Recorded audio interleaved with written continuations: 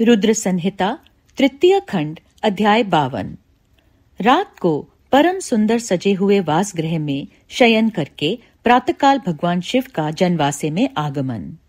ब्रह्मा जी कहते हैं, तात तदनंतर भाग्यवानों में श्रेष्ठ और चतुर गिरिराज हिमवान ने बारातियों को भोजन कराने के लिए अपने आंगन को सुंदर ढंग से सजाया तथा अपने पुत्रों एवं अन्यान्य पर्वतों को भेजकर शिव सहित सब देवताओं को भोजन के लिए बुलाया। जब सब लोग आ गए तब उनको बड़े आदर के साथ उत्तमोत्तम भोज्य पदार्थों का भोजन कराया। भोजन के पश्चात हाथ मुंह धो कुल्ला करके विष्णु आदि सब देवता विश्राम के लिए प्रसन्नता पूर्वक अपने अपने डेरे में गए। मैना की आज्ञा से साध्वी स्त्रियों ने भगवान शिव से भक्ति पूर्वक प्रार्थना करके उन्हें महान उत्सव से परिपूर्ण सुंदर वास भवन में ठहराया। मैना के दिए हुए मनोहर रत्न सिंहासन पर बैठकर आनंदित हुए शंभु ने उस वास मंदिर का निरीक्षण किया। वह भवन प्रज्वलित हुए सैकड़ों रत्नमय प्रदीपों के कारण अद्भुत प्रभा से उद्भासित हो रहा था। वहां रत्नमय पात्र तथा रत्नों के ही कलश रखे गए थे। मोती और मणियों से सारा भवन जगमगा रहा था। रत्नमय दर्पण की शोभा से संपन्न तथा श्वेत चवरों से अलंकृत था। मुक्ता मणियों की सुंदर मालाओं बंधनवारों से आवेष्टित हुआ वह वास भवन बड़ा समृद्धिशाली दिखाई देता था। उसकी कहीं उपमा नहीं थी। वह महादिव्य, अति विचित्र, परम मनोहर तथा मन को आह्लाद प्रदान करने वाला था। उसके फर्श पर नाना प्रकार की रचनाएं की गई थीं। बेल बूटे निकाले गए थे। शिवजी के दिए हुए वर का ही महान एवं अनुपम प्रभाव दिखाता हुआ वह शोभाशाली भवन शिवलोक के नाम से प्रसिद्ध किया गया था। नाना प्रकार के सुगंधित श्रेष्ठ द्रव्यों से सुवासित तथा सुंदर प्रकाश से परिपूर्ण था। वहां चंदन और अगर की सम्मिलित गंध फैल रही थी। उस भवन में फूलों की सेज बिछी हुई थी। विश्वकर्मा का बनाया हुआ वह भवन नाना प्रकार के विचित्र चित्रों से सुसज्जित था। श्रेष्ठ रत्नों की सारभूत मणियों से निर्मित सुंदर हारों द्वारा उस वासगृह को अलंकृत किया गया था। उसमें विश्वकर्मा द्वारा निर्मित कृत्रिम बैकुंठ, ब्रह्मालोक, कैलाश, इंद्र भवन तथा शिवलोक आदि दिख रहे थे। ऐसे आश्चर्यजनक शोभा से संपन्न उस वास भवन को देखकर गिरिराज हिमालय की प्रशंसा करते हुए भगवान महेश्वर बहुत संतुष्ट हुए। वहां अति रमणीय रत्न जटित उत्तम पलंग पर परमेश्वर शिव बड़ी प्रसन्नता से लीला पूर्वक सोए। इधर हिमालय ने बड़ी प्रसन्नता से अपने समस्त भाई बंधुओं एवं दूसरे लोगों को भी भोजन कराया तथा जो कार्य शेष रह गए थे उन्हें भी पूर्ण किया। शैलराज हिमालय इस प्रकार आवश्यक कार्य में लगे हुए थे और प्रियतम परमेश्वर शिव शयन कर रहे थे। इतने में ही सारी रात बीत गई और प्रातःकाल हो गया। प्रभात काल होने पर धैर्यवान और उत्साही पुरुष नाना प्रकार के बाजे बजाने लगे। उस समय श्री विष्णु आदि सब देवता सानंद उठे और अपने इष्ट देव देवेश्वर शिव का स्मरण करके वहां से कैलाश को चलने के लिए जल्दी जल्दी तैयार हो गए। उन्होंने अपने वाहन भी सुसज्जित कर लिए।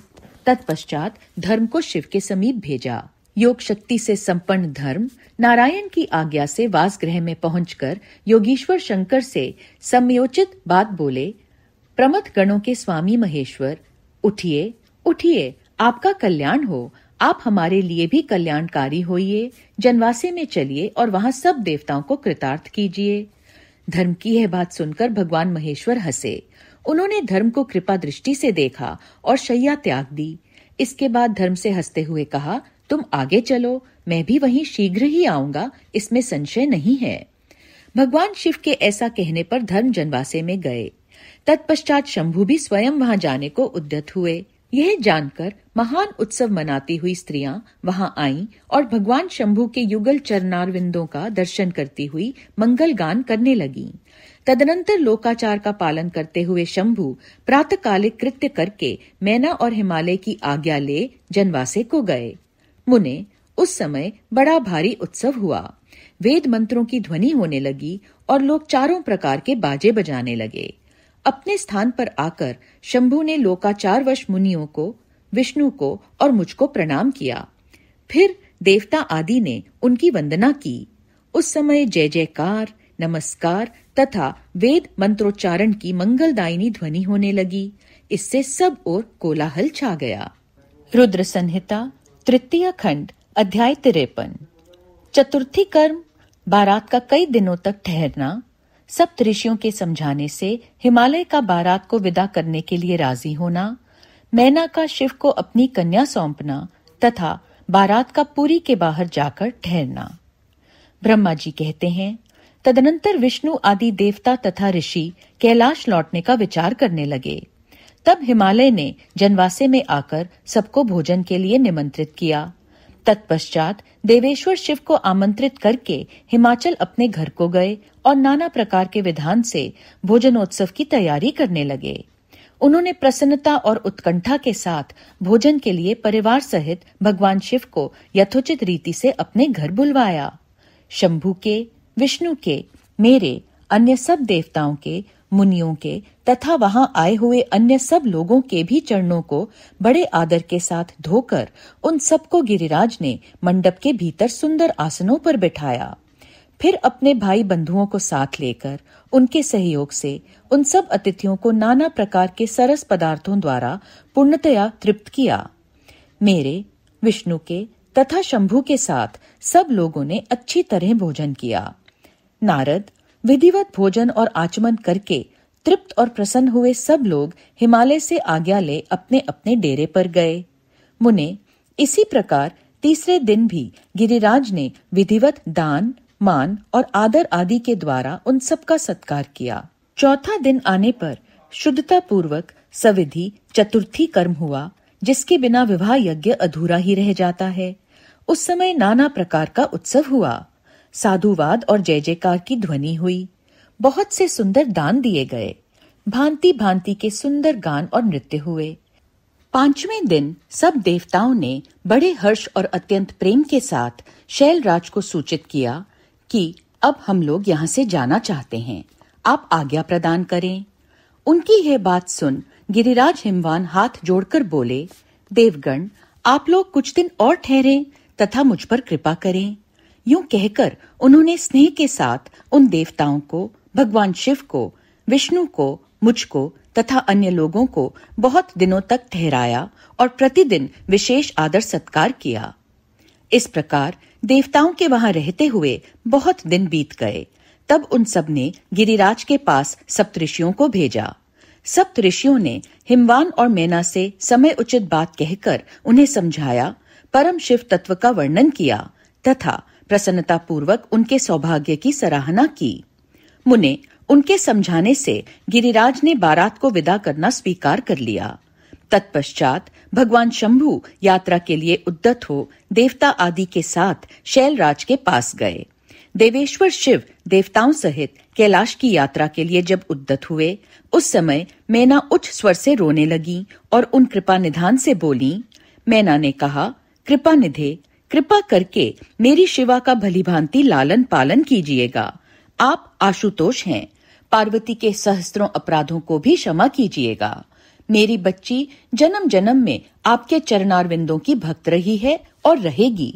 उसे सोते और जागते समय भी अपने स्वामी महादेव के सिवा दूसरी किसी वस्तु की सुध नहीं रहती। मृत्युंजय, आपके प्रति भक्ति भाव की बातें सुनते ही यह हर्ष के आंसू बहाती हुई पुलकित हो उठती है और आपकी निंदा सुनकर ऐसा मौन साध लेती है मानो मर गई हो। ब्रह्मा जी कहते हैं, नारद, ऐसा कहकर मेनका ने अपनी बेटी शिव को सौंप दी और उन दोनों के सामने ही उच्च स्वर से रोती हुई वह मूर्छित हो गई। तब महादेव जी ने मैना को समझाकर सचेत किया और उनसे विदा ले देवताओं के साथ महान उत्सव पूर्वक यात्रा की। वे सब देवता अपने स्वामी शिव तथा सेवक गणों के साथ चुपचाप कैलाश पर्वत की ओर प्रस्थित हुए। वे मन ही मन शिव का चिंतन कर रहे थे। हिमाचल पुरी के बाहरी बगीचे में आकर शिव सहित सब देवता हर्ष और उत्साह के साथ ठहर गए और शिवा के आगमन की प्रतीक्षा करने लगे। मुनीश्वर, इस प्रकार देवताओं सहित शिव की श्रेष्ठ यात्रा का वर्णन किया गया। अब शिवा की यात्रा का वर्णन सुनो, जो विरह व्यथा और आनंद दोनों से संयुक्त है। रुद्र संहिता तृतीय खंड अध्याय 54। मैना की इच्छा के अनुसार एक ब्राह्मण पत्नी का पार्वती को पतिव्रत धर्म का उपदेश देना। ब्रह्मा जी कहते हैं, नारद, तदनंतर सप्त ऋषियों ने हिमालय से कहा, गिरिराज, अब आप अपनी पुत्री पार्वती देवी की यात्रा का उचित प्रबंध करें। मुनीश्वर, यह सुनकर पार्वती के भावी विरह का अनुभव करके गिरिराज कुछ काल तक अधिक प्रेम के कारण विषाद में डूबे रह गए। कुछ देर बाद सचेत हो शैलराज ने तथास्तु कहकर मैना को संदेश दिया। मुने, हिमवान का संदेश पाकर हर्ष और शोक के वशीभूत हुई मैना पार्वती को विदा करने के लिए उद्यत हुई। शैलराज की प्यारी पत्नी मैना ने विधिपूर्वक वैदिक एवं लौकिक कुलाचार का पालन किया और उस समय नाना प्रकार के उत्सव मनाए। फिर उन्होंने नाना प्रकार के रत्न जटित सुंदर वस्त्रों और 12 आभूषणों द्वारा राजोचित श्रृंगार करके पार्वती को विभूषित किया। तत्पश्चात मैना के मनोभाव को जानकर एक सती साध्वी ब्राह्मण पत्नी ने गिरिजा को उत्तम पतिव्रत्य की शिक्षा दी। ब्राह्मण पत्नी बोली, गिरिराज किशोरी, तुम प्रेम पूर्वक मेरा यह वचन सुनो। यह धर्म को बढ़ाने वाला, इहलोक और परलोक में भी आनंद देने वाला तथा श्रोताओं को भी सुख की प्राप्ति कराने वाला है। संसार में पतिव्रता नारी ही धन्य है, दूसरी नहीं। वही विशेष रूप से पूजनीय है। पतिव्रता सब लोगों को पवित्र करने वाली और समस्त पाप राशि को नष्ट कर देने वाली है। शिवे, जो पति को परमेश्वर के समान मानकर प्रेम से उसकी सेवा करती है, वह इस लोक में संपूर्ण भोगों का उपभोग करके अंत में कल्याणमयी गति को पाती है। सावित्री, लोपामुद्रा, अरुंधति, शांडिली, शत्रुपा, अनुसूया, लक्ष्मी, स्वधा, सती, संज्ञा, सुमति, श्रद्धा, मैना और स्वाहा, ये तथा और भी बहुत सी स्त्रियां साध्वी कही गई हैं। यहाँ विस्तार भय से उनका नाम नहीं लिया गया। वे अपने पतिव्रत्य के बल से ही सब लोगों की पूजनीय तथा ब्रह्मा, विष्णु, शिव एवं मुनीश्वरों की भी माननीय हो गई हैं। इसलिए तुम्हें अपने पति भगवान शंकर की सदा सेवा करनी चाहिए। वे दीन दयालु, सबके सेवनीय और सत्पुरुषों के आश्रय हैं। श्रुतियों और स्मृतियों में पतिव्रत्य धर्म को महान बताया गया है। इसको जैसा श्रेष्ठ बताया जाता है वैसा दूसरा धर्म नहीं है, यह निश्चय पूर्वक कहा जाता है। पतिव्रत्य धर्म में तत्पर रहने वाली स्त्री अपने प्रिय पति के भोजन कर लेने पर ही भोजन करे। शिवे, जब पति खड़ा हो तब साध्वी स्त्री को भी खड़ा रहना चाहिए। शुद्ध बुद्धि वाली साध्वी स्त्री प्रतिदिन अपने पति के सो जाने पर सोए और उसके जागने से पहले ही जाग जाए।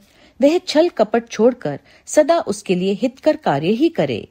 शिवे, साध्वी स्त्री को चाहिए कि जब तक वस्त्राभूषणों से विभूषित ना हो ले, तब तक वह अपने को पति की दृष्टि के सम्मुख ना लाए। यदि पति किसी कार्य से परदेश में गया हो तो उन दिनों उसे कदापि श्रृंगार नहीं करना चाहिए। पतिव्रता स्त्री कभी पति का नाम न ले। पति के कटु वचन कहने पर भी वह बदले में कड़ी बात ना कहे। पति के बुलाने पर वह घर के सारे कार्य छोड़कर तुरंत उसके पास चली जाए और हाथ जोड़ प्रेम से मस्तक झुकाकर पूछे, नाथ, किस लिए इस दासी को बुलाया है? मुझे सेवा के लिए आदेश देकर अपनी कृपा से अनुग्रहित कीजिए। फिर पति जो आदेश दे उसका वह प्रसन्न हृदय से पालन करे। वह घर के दरवाजे पर देर तक खड़ी न रहे, दूसरे के घर न जाए, कोई गोपनीय बात जानकर हर एक के सामने उसे प्रकाशित ना करे। पति के बिना कहे ही उनके लिए पूजन सामग्री स्वयं जुटा दे तथा उनके हित साधन के यथोचित अवसर की प्रतीक्षा करती रहे। पति की आज्ञा लिए बिना कहीं तीर्थ यात्रा के लिए भी न जाए। लोगों की भीड़ से भरी हुई सभा या मेले आदि के उत्सवों का देखना वह दूर से ही त्याग दे। जिस नारी को तीर्थ यात्रा का फल पाने की इच्छा हो, उसे अपने पति का चरणोदक पीना चाहिए। उसके लिए उसी में सारे तीर्थ और क्षेत्र हैं, इसमें संशय नहीं है। पतिव्रता नारी पति के उच्छिष्ट अन्न आदि को परम प्रिय भोजन मानकर ग्रहण करे और पति जो कुछ दे उसे महाप्रसाद मानकर शिरोधार्य करे। देवता, पितर, अतिथि, सेवक वर्ग, गौ तथा भिक्षु समुदाय के लिए अन्न का भाग दिए बिना कदापि भोजन न करे। पतिव्रत धर्म में तत्पर रहने वाली गृह देवी को चाहिए कि वह घर की सामग्री को संयत एवं सुरक्षित रखे, गृह कार्य में कुशल हो, सदा प्रसन्न रहे और खर्च की ओर से हाथ खींचे रहे। पति की आज्ञा लिए बिना उपवास व्रत आदि ना करे, अन्यथा उसे उसका कोई फल नहीं मिलता और वह परलोक में नरकगामिनी होती है। पति सुख पूर्वक बैठा हो या इच्छा अनुसार क्रीड़ा विनोद अथवा मनोरंजन में लगा हो, उस अवस्था में कोई आंतरिक कार्य आ पड़े तो भी पतिव्रता स्त्री अपने पति को कदापि न उठाए। पति नपुंसक हो गया हो, दुर्गति में पड़ा हो, रोगी हो, बूढ़ा हो, सुखी हो अथवा दुखी हो, किसी भी दशा में नारी अपने उस एकमात्र पति का उल्लंघन न करे। रजस्वला होने पर वह 3 रात्रि तक पति को अपना मुंह न दिखाए, अर्थात उससे अलग रहे। जब तक स्नान करके शुद्ध न हो जाए तब तक अपनी कोई बात भी वह पति के कानों में न पड़ने दे। अच्छी तरह स्नान करने के पश्चात सबसे पहले वह अपने पति के मुख का दर्शन करे, दूसरे किसी का मुंह कदापि न देखे अथवा मन ही मन पति का चिंतन करके सूर्य का दर्शन करे।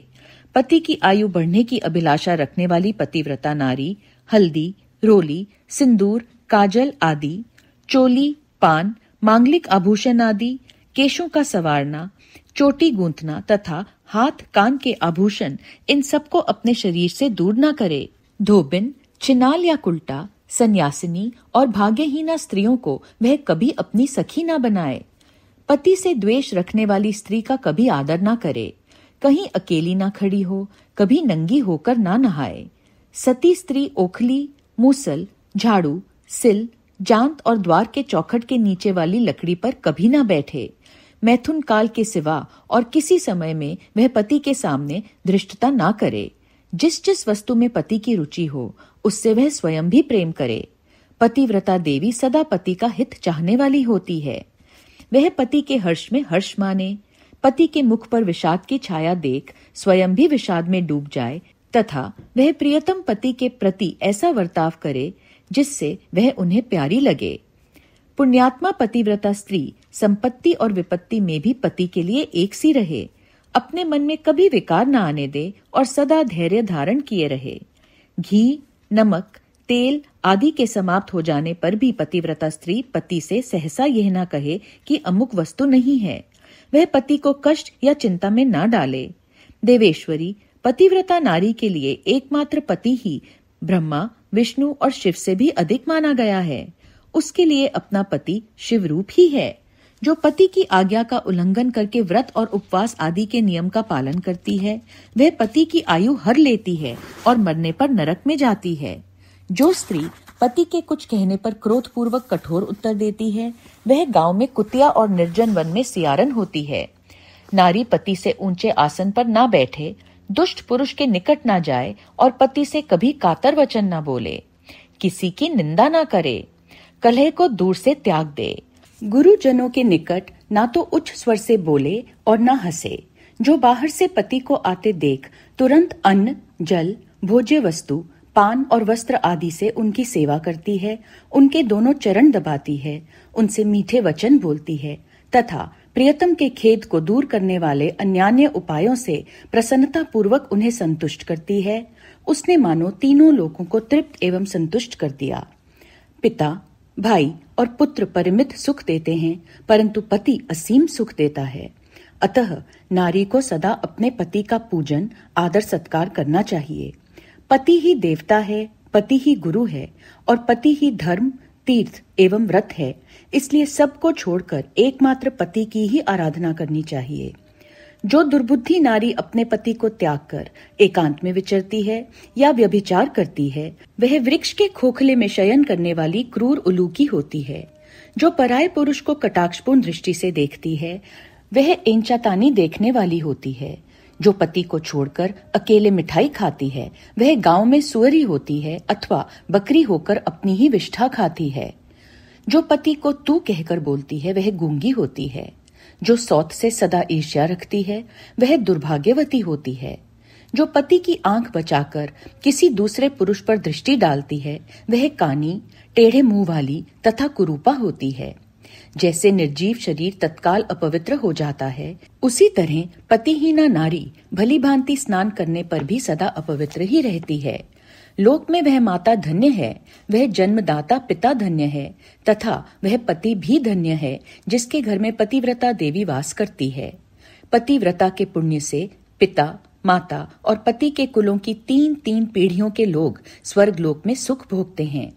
जो दुराचारिणी स्त्रियां अपना शील भंग कर देती हैं, वे अपने माता पिता और पति तीनों के कुलों को नीचे गिराती हैं तथा इस लोक और परलोक में भी दुख भोगती हैं। पतिव्रता का पैर जहां जहां पृथ्वी का स्पर्श करता है, वहां वहां की भूमि पाप हारिणी तथा परम पावन बन जाती है।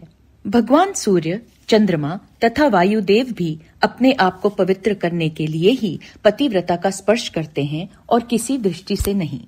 जल भी सदा पतिव्रता का स्पर्श करना चाहता है और उसका स्पर्श करके वह अनुभव करता है कि आज मेरी जड़ता का नाश हो गया तथा आज मैं दूसरों को पवित्र करने वाला बन गया। भार्या ही गृहस्थ आश्रम की जड़ है, भार्या ही सुख का मूल है, भार्या से ही धर्म के फल की प्राप्ति होती है तथा भार्या ही संतान की वृद्धि में कारण है। क्या घर घर में अपने रूप और लावण्य पर गर्व करने वाली स्त्रियां नहीं हैं? परंतु पतिव्रता स्त्री तो विश्वनाथ शिव के प्रति भक्ति होने से ही प्राप्त होती है। भार्या से इस लोक और परलोक दोनों पर विजय पाई जा सकती है।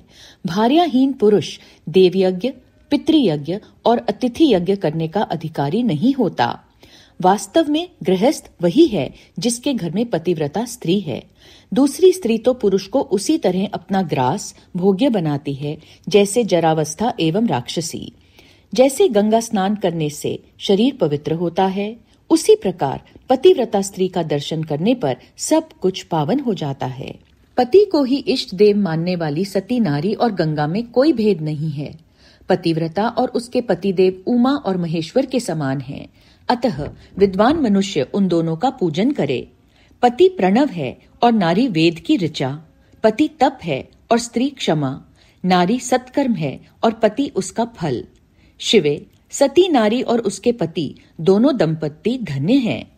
गिरिराज कुमारी, इस प्रकार मैंने तुमसे पतिव्रता धर्म का वर्णन किया है। अब तुम सावधान हो, आज मुझसे प्रसन्नता पूर्वक पतिव्रता के भेदों का वर्णन सुनो। देवी, पतिव्रता नारियां उत्तमा आदि भेद से 4 प्रकार की बताई गई हैं, जो अपना स्मरण करने वाले पुरुषों का सारा पाप हर लेती हैं। उत्तमा, मध्यमा, निकृष्टा और अति निकृष्टा, ये पतिव्रता के 4 भेद हैं। अब मैं इनके लक्षण बताती हूँ, ध्यान देकर सुनो। भद्रे, जिसका मन सदा स्वप्न में भी अपने पति को ही देखता है, दूसरे किसी पर पुरुष को नहीं, वह स्त्री उत्तमा या उत्तम श्रेणी की पतिव्रता कही गई है। शैलजे, जो दूसरे पुरुष को उत्तम बुद्धि से पिता, भाई एवं पुत्र के समान देखती है, उसे मध्यम श्रेणी की पतिव्रता कहा गया है। पार्वती, जो मन से अपने धर्म का विचार करके व्यभिचार नहीं करती, सदाचार में ही स्थित रहती है, उसे निकृष्टा अथवा निम्न श्रेणी की पतिव्रता कहा गया है। जो पति के भय से तथा कुल में कलंक लगने के डर से व्यभिचार से बचने का प्रयत्न करती है, उसे पूर्व काल के विद्वानों ने अति निकृष्टा अथवा निम्नतम कोटि की पतिव्रता बताया है। शिवे, ये 4 प्रकार की पतिव्रताएं समस्त लोगों का पाप नाश करने वाली और उन्हें पवित्र बनाने वाली हैं। अत्रि की स्त्री अनसुया ने ब्रह्मा, विष्णु और शिव इन तीनों देवताओं की प्रार्थना से पतिव्रत्य के प्रभाव का उपभोग करके वाराह के शाप से मरे हुए एक ब्राह्मण को जीवित कर दिया था। शैल कुमारी शिवे, ऐसा जानकर तुम्हें नित्य प्रसन्नता पूर्वक पति की सेवा करनी चाहिए। पति सेवन सदा समस्त अभीष्ट फलों को देने वाला है। तुम साक्षात जगदम्बा महेश्वरी हो और तुम्हारे पति साक्षात भगवान शिव हैं। तुम्हारा तो चिंतन मात्र करने से स्त्रियां पतिव्रता हो जाएंगी। देवी, यद्यपि तुम्हारे आगे यह सब कहने का कोई प्रयोजन नहीं है, तथापि आज लोकाचार का आश्रय ले मैंने तुम्हें सती धर्म का उपदेश दिया है। ब्रह्मा जी कहते हैं, नारद, ऐसा कहकर वह ब्राह्मण पत्नी शिवा देवी को मस्तक झुका चुप हो गई। इस उपदेश को सुनकर शंकर प्रिया पार्वती देवी को बड़ा हर्ष हुआ। रुद्र संहिता 3 खंड अध्याय 55। शिव पार्वती तथा उनकी बारात की विदाई, भगवान शिव का समस्त देवताओं को विदा करके कैलाश पर रहना और पार्वती खंड के श्रवण की महिमा। ब्रह्मा जी कहते हैं, नारद, ब्राह्मणी ने देवी पार्वती को पतिव्रत धर्म की शिक्षा देने के पश्चात मैना को बुलाकर कहा, महारानी जी, अब अपनी पुत्री की यात्रा कराइए, इसे विदा कीजिए। तब बहुत अच्छा कहकर वे प्रेम के वशीभूत हो गईं। फिर धैर्य धारण करके उन्होंने काली को बुलाया और उसके वियोग के भय से व्याकुल हो वे बेटी को बारंबार गले से लगाकर अत्यंत उच्च स्वर से रोने लगीं। फिर पार्वती भी करुणाजनक बात कहती हुई जोर जोर से रो पड़ी। मैना और शिवा दोनों ही विरह शोक से पीड़ित हो मूर्छित हो गईं। पार्वती के रोने से देव पत्नियां भी अपनी सुध बुध खो बैठी। सारी स्त्रियां वहां रोने लगी। वे सब के सब अचेत सी हो गईं। उस यात्रा के समय परम प्रभु साक्षात योगीश्वर शिव भी रो पड़े। फिर दूसरा कौन चुप रह सकता था। इसी समय अपने समस्त पुत्रों, मंत्रियों और उत्तम ब्राह्मणों के साथ हिमालय शीघ्र वहां आ पहुंचे और मोहवश अपनी बच्ची को हृदय से लगाकर रोने लगे। बेटी, तुम मुझे छोड़कर कहां चली जा रही हो? ऐसा कहकर सारे जगत को सूना मानते हुए वे बारंबार विलाप करने लगे। तब ज्ञानियों में श्रेष्ठ पुरोहित ने अन्य ब्राह्मणों के सहयोग से कृपा पूर्वक अध्यात्म विद्या का उपदेश देते हुए सबको सुखद रीति से समझाया। पार्वती ने भक्ति भाव से माता पिता तथा गुरु को प्रणाम किया। वे महामाया होकर भी लोकाचारवश बार बार रो उठती थीं। पार्वती के रोने से ही सब स्त्रियां रोने लगती थी। माता मैना तो बहुत रोईं। भौजाइयां भी रोने लगी। यही दशा भाइयों की भी थी। शिवा की माँ, भाभियां तथा अन्य युवतियां बार बार रोदन करने लगी। भाई और पिता भी प्रेम और सौहार्दवश रोए बिना ना रह सके। उस समय ब्राह्मणों ने मिलकर सबको आदरपूर्वक समझाया और यह सूचित किया कि यात्रा के लिए यही सबसे उत्तम तथा सुखद लगन है। तब हिमालय और मैना ने विवेक पूर्वक धैर्य धारण करके शिवा के बैठने के लिए पालकी मंगवाई। ब्राह्मणों की पत्नियों ने शिवा को उस पर चढ़ाया और सबने मिलकर आशीर्वाद दिया। पिता, माता और ब्राह्मणों ने भी अपनी शुभ कामना प्रकट की। मैना और हिमालय ने पार्वती को ऐसे ऐसे सामान दिए जो महारानी के योग्य थे। नाना प्रकार के द्रव्यों की शुभ राशि भेंट की जो दूसरों के लिए परम दुर्लभ थी। शिवा ने समस्त गुरुजनों को, माता पिता को, पुरोहित और ब्राह्मणों को तथा भौजाइयों और दूसरी स्त्रियों को प्रणाम करके यात्रा की। पुत्रों सहित बुद्धिमान हिमाचल भी स्नेह के वशीभूत हो पीछे पीछे गए और उस स्थान पर पहुंचे जहां देवताओं सहित भगवान शिव प्रसन्नता पूर्वक प्रतीक्षा कर रहे थे। वहां सब लोग बड़े प्रेम और आनंद से परस्पर मिले। उन सब ने भगवान को प्रणाम किया और उनकी प्रशंसा करते हुए वे पुरी की ओर लौट गए। तदनंतर कैलाश पहुंचकर भगवान शिव ने पार्वती से पूछा, देवेश्वरी, तुम सदा से ही मेरी प्राण प्रिया हो। तुम्हें लीला पूर्वक इस बात की याद दिला रहा हूँ। तुम्हें पूर्व जन्म की बातों का स्मरण है। अतः मेरे और अपने नित्य संबंध का यदि तुम्हें स्मरण हो तो बताओ। अपने प्राणनाथ महेश्वर की यह बात सुनकर शंकर की नित्य प्रिया पार्वती मुस्कुराती हुई बोली, प्राणेश्वर, मुझे सब बातों का स्मरण है, किंतु इस समय आप चुप रहिए और इस अवसर के अनुरूप जो कार्य हो उसी को शीघ्र पूर्ण कीजिए। ब्रह्मा जी कहते हैं, हे नारद, प्रिया पार्वती के सैकड़ों सुधा धाराओं के समान मधुर वचन को सुनकर लोकाचार परायण भगवान विश्वनाथ बड़े प्रसन्न हुए। उन्होंने बहुत सी सामग्रियां एकत्र करके नारायण आदि देवताओं को भांति भांति की मनोहर भोज्य वस्तुएं खिलाई। इसी तरह अपने विवाह में पधारे हुए दूसरे लोगों को भी भगवान शंकर ने प्रेम पूर्वक सुमधुर रस से युक्त नाना प्रकार का अन्न भोजन कराया। भोजन करने के पश्चात उन सब देवताओं ने नाना रत्नों से विभूषित हो अपनी स्त्रियों और सेवक गणों के साथ आकर प्रभु चंद्रशेखर को प्रणाम किया। फिर प्रिय वचनों द्वारा प्रसन्नता पूर्वक उनकी स्तुति एवं परिक्रमा करके शिव विवाह की प्रशंसा करते हुए वे सब लोग अपने अपने धाम को चले गए। मुने, साक्षात भगवान शिव ने लोकाचारवश भगवान विष्णु को और मुझको भी प्रणाम किया, ठीक उसी तरह जैसे वामन रूपधारी श्री हरि ने महर्षि कश्यप को नमस्कार किया था। तब मैंने और श्री विष्णु ने शिव को हृदय से लगाकर उनको आशीर्वाद दिया। तदनंतर श्री हरि ने उन्हें परब्रह्म परमात्मा मानकर उनकी उत्तम स्तुति की। इसके बाद मेरे सहित भगवान विष्णु शिव से विदा ले शिवा और शिव को प्रसन्नता पूर्वक हाथ जोड़ उनके विवाह की प्रशंसा करते हुए अपने उत्तम धाम को गए। भगवान शिव भी पार्वती के साथ सानंद विहार करते हुए अपने निवास भूत कैलाश पर्वत पर रहने लगे। समस्त शिवगणों को इस विवाह से बड़ा सुख मिला। वे अत्यंत भक्ति पूर्वक शिवा और शिव की आराधना करने लगे। तात, इस प्रकार मैंने परम मंगलमय शिव विवाह का वर्णन किया। यह शोकनाशक, आनंददायक तथा धन और आयु की वृद्धि करने वाला है। जो पुरुष भगवान शिव और शिवा में मन लगाकर पवित्र हो, प्रतिदिन इस प्रसंग को सुनता है अथवा नियम पूर्वक दूसरों को सुनाता है, वह शिवलोक प्राप्त कर लेता है। यह अद्भुत आख्यान कहा गया जो मंगल का आवास स्थान है। यह संपूर्ण विघ्नों को शांत करके समस्त रोगों का नाश करने वाला है। इसके द्वारा स्वर्ग, यश, आयु तथा पुत्र और पौत्रों की प्राप्ति होती है। यह संपूर्ण कामनाओं को पूर्ण करता, इस लोक में भोग देता और परलोक में मोक्ष प्रदान करता है। इस शुभ प्रसंग को सुनने से अपमृत्यु का शमन होता है और परम शांति की प्राप्ति होती है। यह समस्त दुस्वप्नों का नाशक तथा बुद्धि एवं विवेक आदि का साधक है। अपने शुभ की इच्छा रखने वाले लोगों को शिव संबंधी सभी उत्सवों में प्रसन्नता के साथ प्रयत्न पूर्वक इसका पाठ करना चाहिए। यह भगवान शिव को संतोष प्रदान करने वाला है। विशेषतः देवता आदि की प्रतिष्ठा के समय तथा शिव संबंधी सभी कार्यों के प्रसंग में प्रसन्नता पूर्वक इसका पाठ करना चाहिए अथवा पवित्र हो शिव पार्वती के इस कल्याणकारी चरित्र का श्रवण करना चाहिए। ऐसा करने से समस्त कार्य सिद्ध होते हैं। यह सत्य है, सत्य है, इसमें संशय नहीं है। रुद्र संहिता का 3 खंड समाप्त। ओम नमः शिवाय, ओम नमः शिवाय, ओम नमः शिवाय।